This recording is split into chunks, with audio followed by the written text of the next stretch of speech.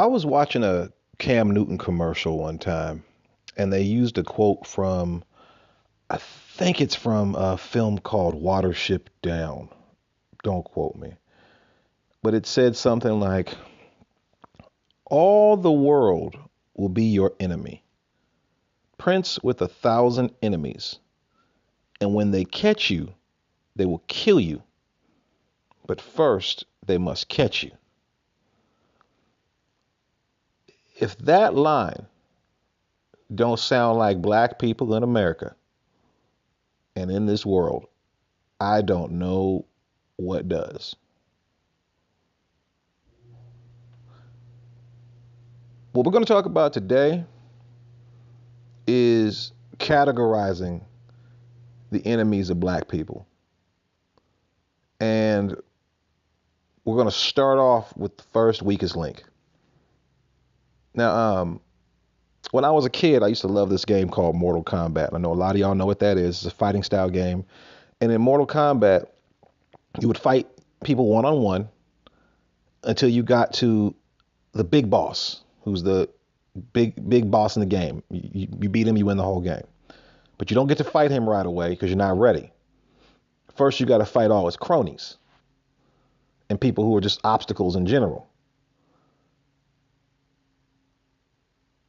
In America, that big boss is the white man. Bobo, blue-eyed white devil. Not all white folk, but white supremacists. The white people. Even the white man, even white folks don't like. But we're not ready to go take him out by himself. Because to go attack him, you will have an army of cronies to deal with before you even get to him. Politically speaking, of course. And one of the first enemies that black people are going to have to take out, and I say this because, number one, this is the weakest enemy politically. Number two, it's the most annoying claw in our paw politically. And there's somebody who, to take them out, takes out multiple enemies at once. And that enemy is the immigrant in all colors. The immigrant in America, by its sheer existence, represents a threat to black people. Recognize that immigrants in this country were always brought into this country for two purposes mainly. One, for cheap and free labor, but two, to dilute any progress by black people. Immigrants come in and instantly become a competitive working class with working class blacks, which is what most black people are. Most black people in America are working class. And immigrants who will come in willing to work for next to nothing and accept all kinds of abuse in the exchange for being in the country, lower our wages, reduce our opportunities, and stymie any progress we've made in human rights. These people also have the nasty, nasty side effect of a desire to become white and an ability to become white. Latinos, Hispanics, whichever way wants to flip it, have the biggest success rate of flipping to become white within a couple of generations, no different than Italians, Jews, or Irishmen. Within one generation, a light enough Mexican can Martin Sheen himself from an Estevez and become Charlie Sheen. And you wouldn't know he's Mexican until he dies. They'll act white. They'll subjugate white. If they get elected, they'll legislate white. They'll push for white rules. They'll write white on their census and boost white numbers, which is why those reports that we've been getting promised for years of Hispanics outnumbering whites and making whites the minority are bullshit. because those people are always going to become white within a generation or two.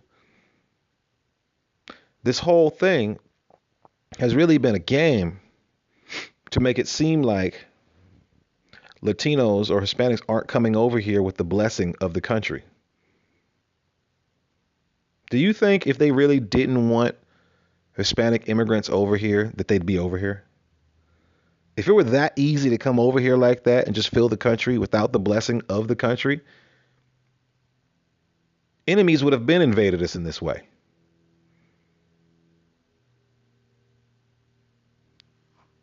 But I digress.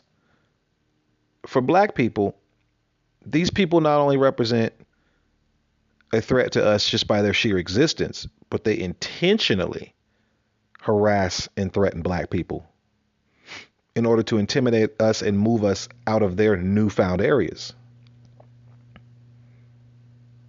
Worse still,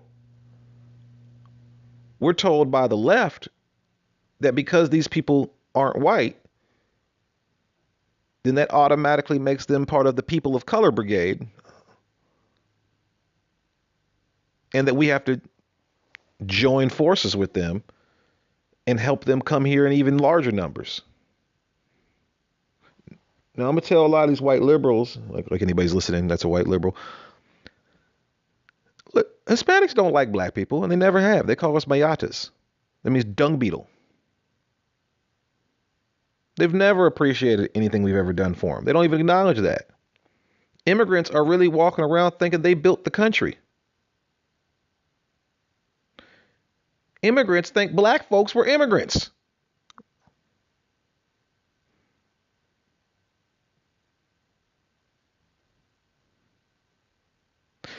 And Hispanic immigrants aren't the only immigrants we have to worry about. Like I said, every immigrant got to go. Everyone got to go. And once all the Hispanic immigrants go, because they're the largest number, the African immigrants got to go. They're small. They're much smaller in number, but much deadlier to black people because they can do something that the other ones can't. They can become socially, economically white while still maintaining their physical blackness, which gives them a black ethnic card to do white people's bidding. It's really like that movie They Live. I wish we had some glasses to spot who's an African American and who's an African. But just to make it easy for you, whenever you see a black person on TV doing something coonish or detrimental to black people, do a small bit of research. Just Google their name. Look them up on Wikipedia. 9 times out of 10, if they are not directly from Africa or the Caribbean, their parents were. These are anchor babies.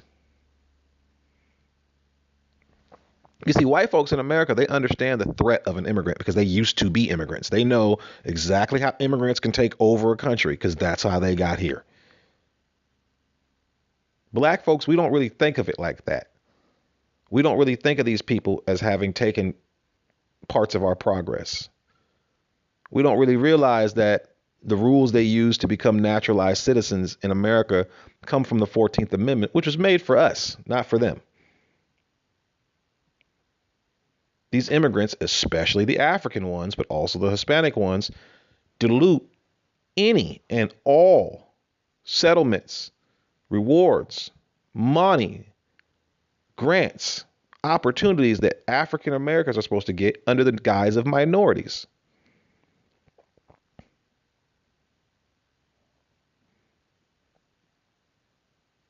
They do not rock with us on any kind of a level.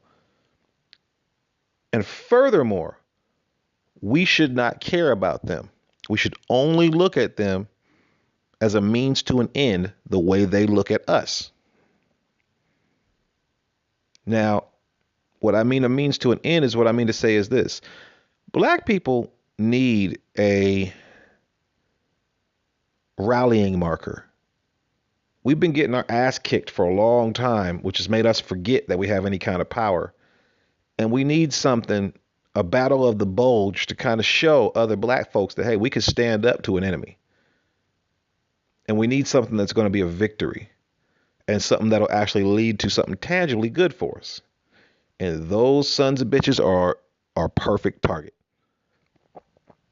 we remove them, which we have the power to do, the Republicans and the Democrats are locked in a battle over this immigration. We're a swaying vote. How our opinion goes, the rest of the country goes. If black people are openly anti-immigration, that gives white folks cover fire to be anti-immigration and not be seen as racist. There, I said it.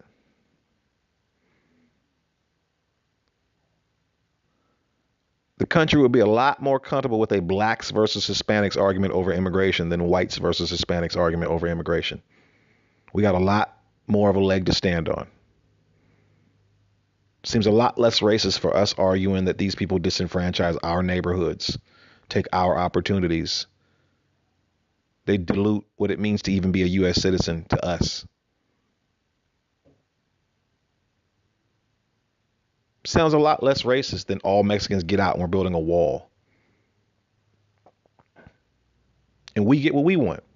Long as those opportunities that are left over in their absence go to us, and there would be a fight between blacks and whites over who gets those resources and who gets those jobs, and that's fine. It's a fight we're willing to have. We come away with at least 50% or no deal. It's very simple. And what this does for black people is it builds not only some money in our pockets, but it also builds morale. Nothing brings a group of people together than a vanquished enemy. Lastly, for the few immigrants that would be left that are coming in here on a controlled basis, they're going to know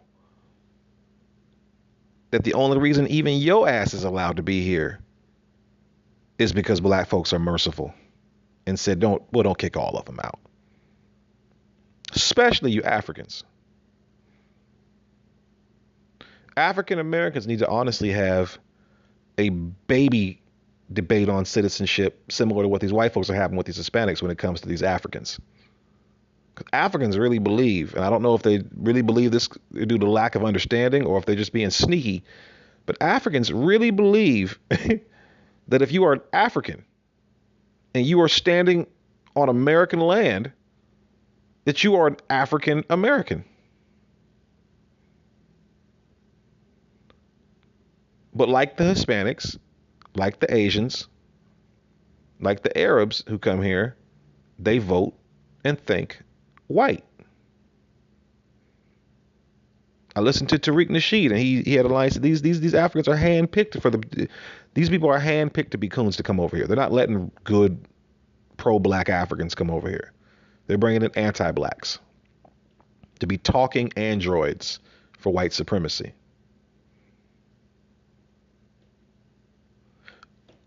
While scooping up the last of your black programs. Lovey Ajayi is an African who comes from money, who got over here and attended HBCUs on black African American scholarships to write essays about why blacks in America don't deserve reparations and get awards from the NAACP. All of that is true. You're literally nursing these Africans at your teat, at the behest of your own child, letting them grow strong so that they can subjugate you. Sound familiar?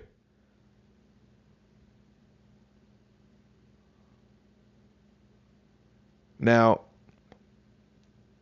when we clear these immigrants out, it's going to send a very clear message to everybody.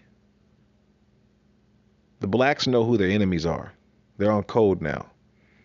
Even the white people we allied ourselves with are going to be like, man, I don't trust them, which is good. We don't want anybody to trust us. We want everybody to fear us because we should be feared. And with the immigrants gone, it's just us and white folks to finish this out.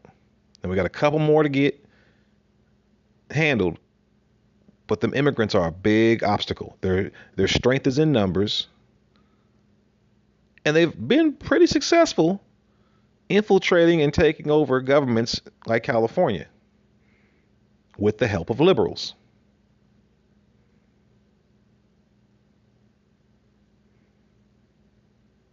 These Hispanics, they don't hire any black people. They shut out black politicians. They disrupt, intimidate and attack black neighborhoods. They vote white. These are more white people. These are spicy white people. These are muy caliente white people.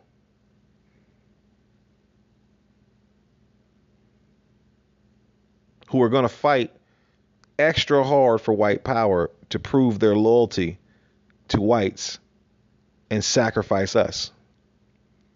I'm not helping you get in the country. Sorry what happened to your kids and all, but they do that shit to us too. We need to stop raising their generation's George Zimmermans.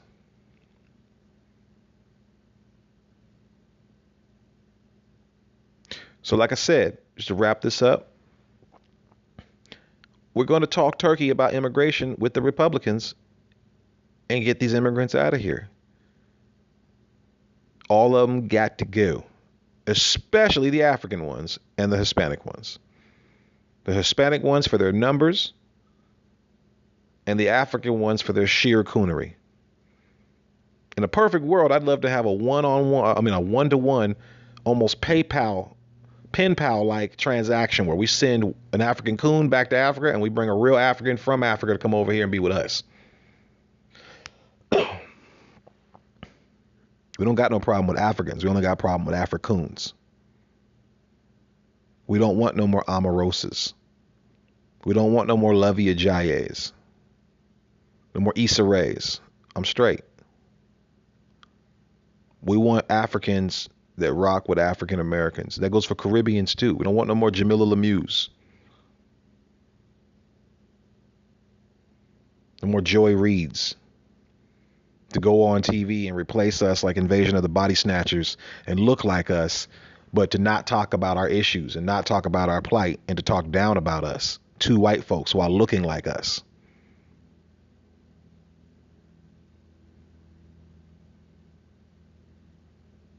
We move the immigrants out,